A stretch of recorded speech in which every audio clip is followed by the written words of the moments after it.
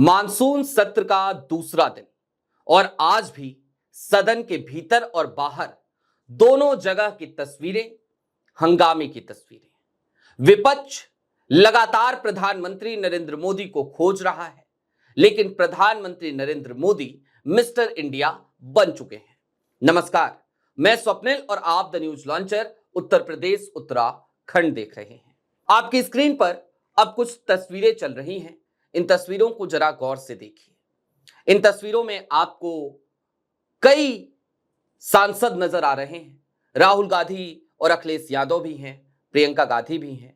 तमाम सांसद हाथों में तख्तियां लेकर खड़े हैं और ये विरोध कर रहे हैं एसआईआर।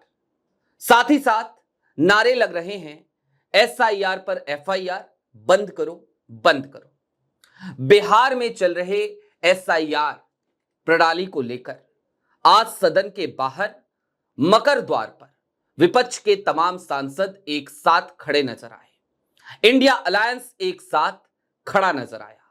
राहुल गांधी और अखिलेश यादव एक साथ खड़े नजर आए, लेकिन प्रधानमंत्री नरेंद्र मोदी को खोजते हुए भी नजर आए। सबसे पहले मैं आपको एक बयान सुनाना चाहता हूं अखिलेश यादव का। अखिलेश यादव ने आज सीधे तौर पे यह बात कह भी डाली कि अगर प्रधानमंत्री जी नहीं रहेंगे तो फिर चर्चा कैसे करें। चर्चा तो हम भी करना चाहते हैं, लेकिन उसके लिए प्रधान जी को तो होना जरूरी है। सुनिए अखिलेश यादव ने क्या कहा। हम लोग भी तैयार हैं चर्चा पर। जब प्रधानमंत्री रहेंगे, बिना प्रधान के क्या बयान दें और किसको बयान दें?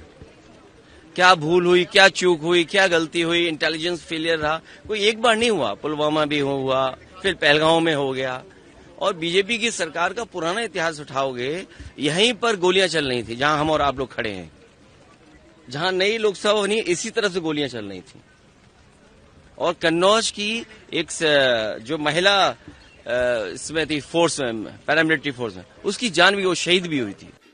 सुना आपने, अखिलेश यादव ने सीधे तौर पे यही डिमांड करी कि चर्चा हम भी करना चाहते हैं, लेकिन चर्चा के लिए कम से कम प्रधानमंत्री जी का होना जरूरी है। हम उनसे चर्चा करना चाहते हैं, जानना चाहते हैं।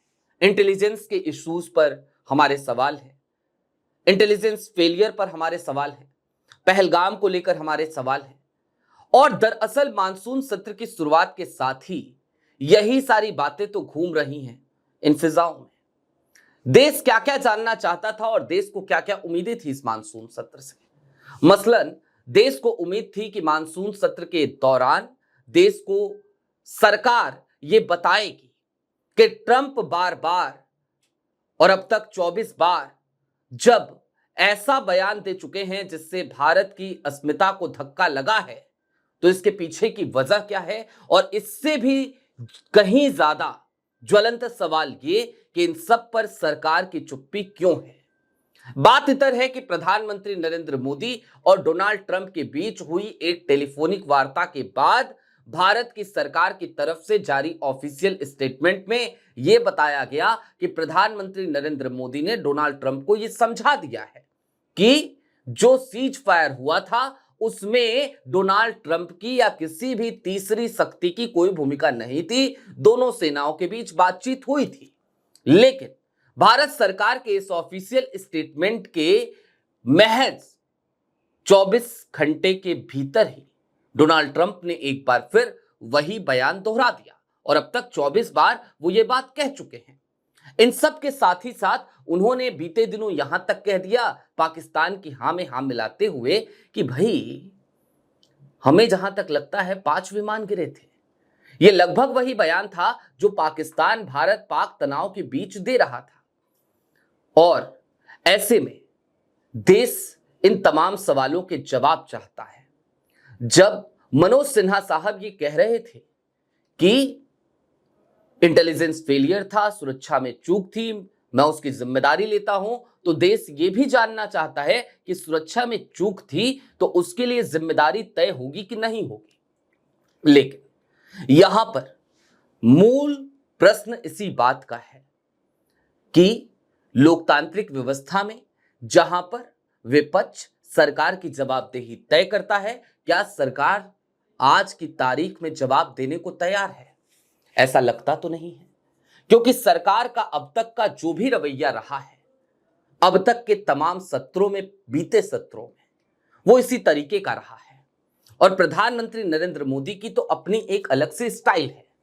पत्रकारों से कभी खुलकर बात करते नहीं, करते हैं, इंटरव्यूज करेंगे, वो सेमिनार्स में जाएंगे, भाषण देंगे, लेकिन बहुत ही सिलेक्टेड पत्रकारों के साथ।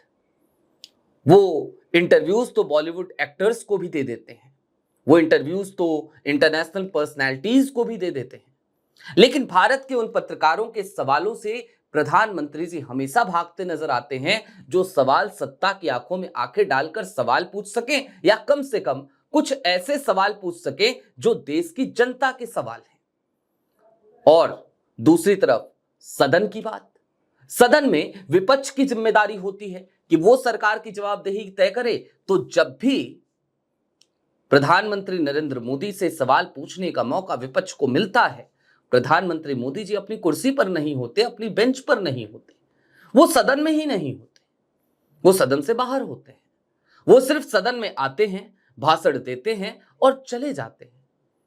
तो जरा सोचिए कि ये स्थिति कहां तक वाजिब है।